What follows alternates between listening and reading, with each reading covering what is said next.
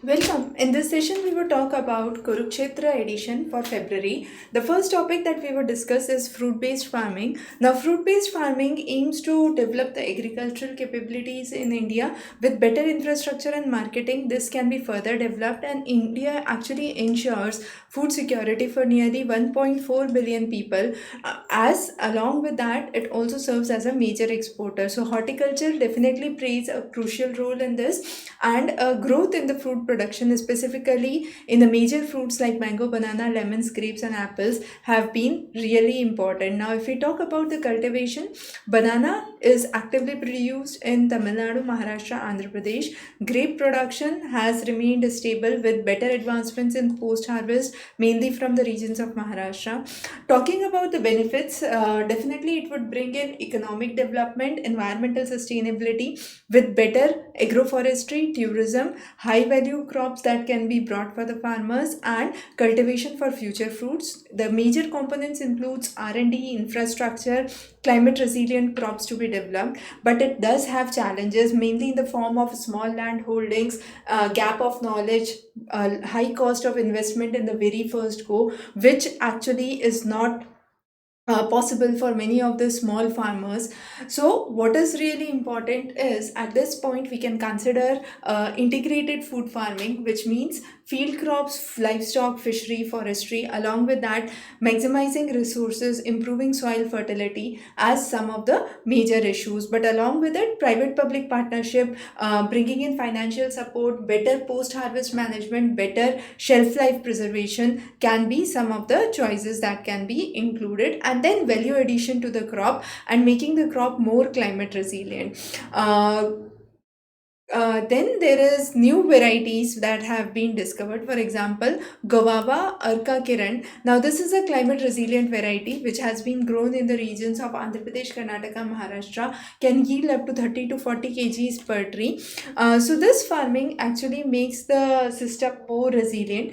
The next is beekeeping. Beekeeping or honey cultivation is another important aspect which has been dated back to nearly 5,000 years. India, with its rich biodiversity, produces variety of honeys. Now, honey development depends on the type of nectar the honeybee is consuming, and therefore the production of honey and the sweet of the taste of the honey would vary. Now there are this honey is then stored in the structures which are known as honeycombs. With more domestication and better management of bees, this has become more prominent. If we talk about, let's say, almond, so during the almond cultivation season in California, there are honeybees being brought from across the United States for pollination in the region. So honeybee acts as one of the major pollinators, and these activities started back in India during the state of Travancore in 1917, followed by Mysore, Kashmir, Punjab, and Uttar Pradesh. And then, since the Khadi initiative, honeybee keeping has become one of the major aspects. So, what are involved are the agricultural state universities, the NGOs, the small farmer agribusiness consortiums, and the National Bee Board. Together, they have been working on species which are migratory, species which are kept for commercial beekeeping and commercial honey production, and the colonies are moved to the plain areas in the months of October and November for rapeseed and mustard, and then they are shifted during the winter months for eucalyptus plantation within the regions of North India. So the honeybee colonies are relocated. Similarly, this relocation is also seen in lychee orchards in the regions of Dehradun, sunflower orchards in the regions of Punjab and Haryana. So these kind of efforts are being taken for better pollination. Now, under the honeybee, sweet revolution has been started, and this is again part of the National Beekeeping and Honey Mission. So, revolutionizing the high altitude honey has become very, very important because there are wide varieties of honey which can be obtained from, let's say, jamun tree, wild ajwain, alfalfa, acacia, and so on. So there are small testing laboratories being established at Bandipur, Pulwama, Kupwara, and Ramban. Then there are disease diagnostic labs being established to ensure that the honey production remains better. Now, again, insurance coverage has been given for beekeepers. There is open network for digital commerce to promote the trade and integrate shoppers in technology platform. Again, there are numerous success stories from Northeast, from the regions of Tamil Nadu. There are numerous policies. The major policy focuses on minimum export price for honey. Then there is quality standards being established by FSSAI, talking about the three quality standards, namely honey, bee wax, and royal jelly, and these are in lines with the food safety regulations 2020. So tapping the export potential is again important. For example, royal jelly is valued in international market as dry powder in capsules. Bee pollen is recognized as superfood and is getting a lot of market appeal. Bee venom is considered anti-inflammatory and has antiviral properties, known for treatment of arthritis, and is highly expensive. Just 1 gram costs nearly 5,000 rupees. So there are various parts which are used for various purposes. For example, bee wax is used for cosmetics, creams, moisturizer, and India is one of the major biggest markets for honeybee. So there are honeybees which are being GI tagged, the types of honeys which are being GI tagged. And then there is another program which focuses on clean plant program to transform the horticulture by ensuring that farmers have access to virus free high quality planting material irrespective of their socioeconomic status or the land size they hold.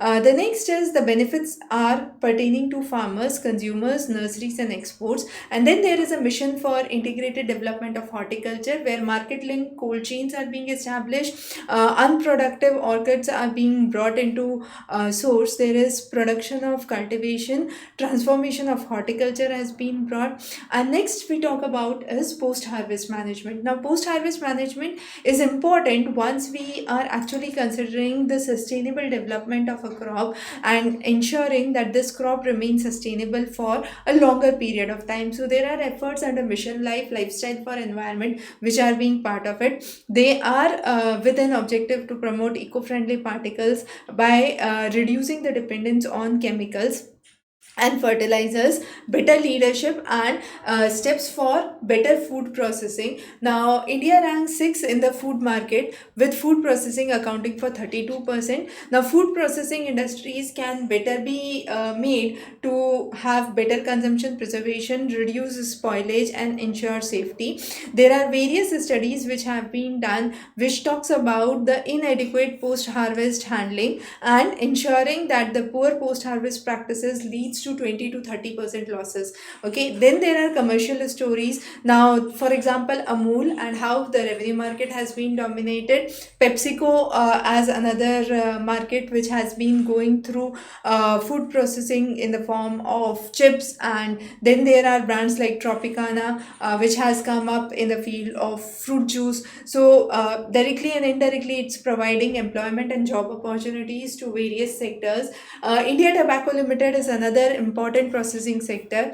There are various portfolios which focus on fruit, fiber, milkshake, and there are new technologies which are non-thermal, high pressure, cold plasma, and pulse electric, which are used for food preservation. Fortification is another technology which actually enhances the amount of micronutrient and vitamin which is present in the food grains. And with this, what is really important is the quality of food is enhanced, and this can go as a supplement even to the rural areas where nutrition and malnourishment in the remote areas which has a huge issue, right? The next is AI coming up into the sector of food production and food processing. So with advanced algorithms and neural networks support vector machines, we are having a image processing to understand the size of apples, bananas, and other fruits, and through the machine learning we are trying to monitor the quality changes in the stored food, predict their shelf life so they can be better utilized and brought into the market. So the smart cold chains can be maintained,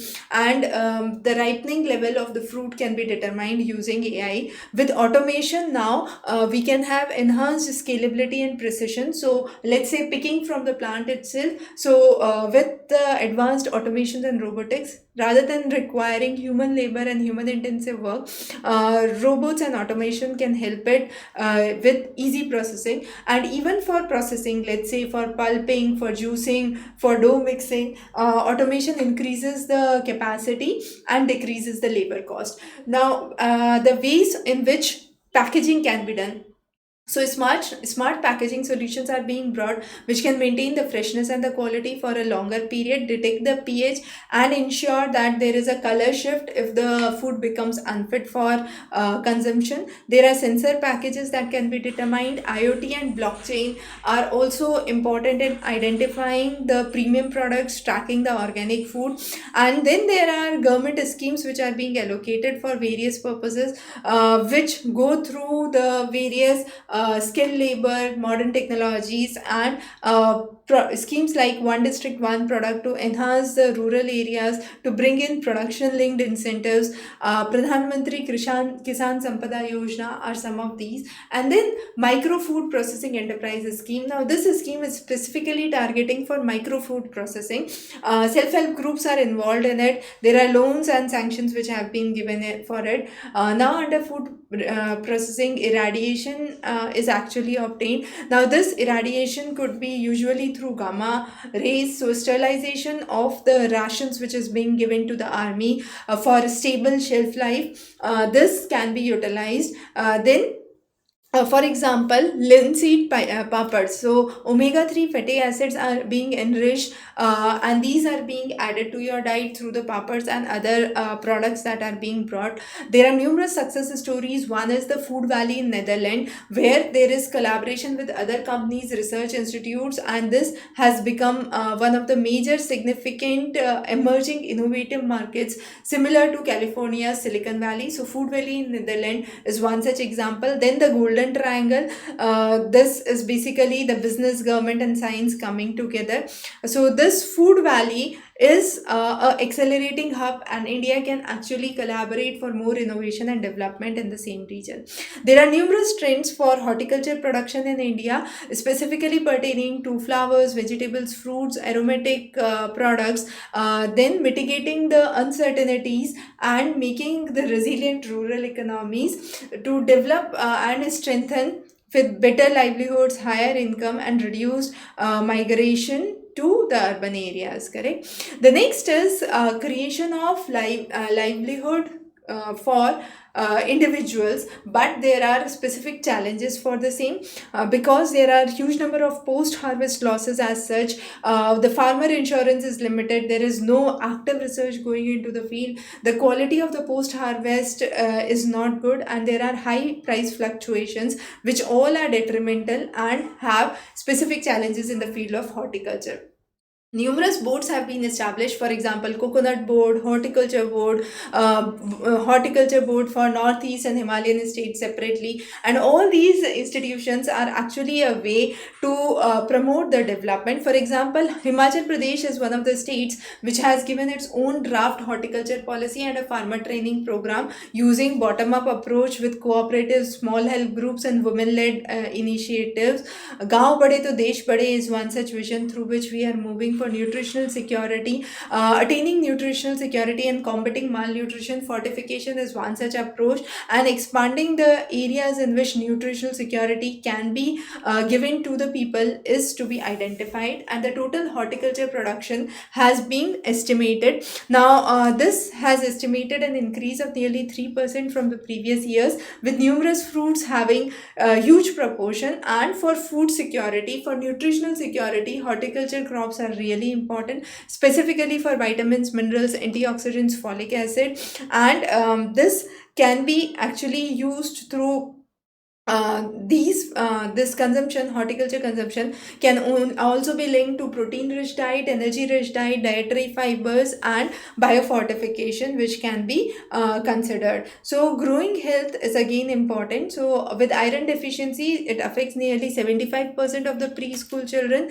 Iodine deficiency is prevalent in 85% of the districts with unfit iodized salt. Malnutrition is prevalent under 5.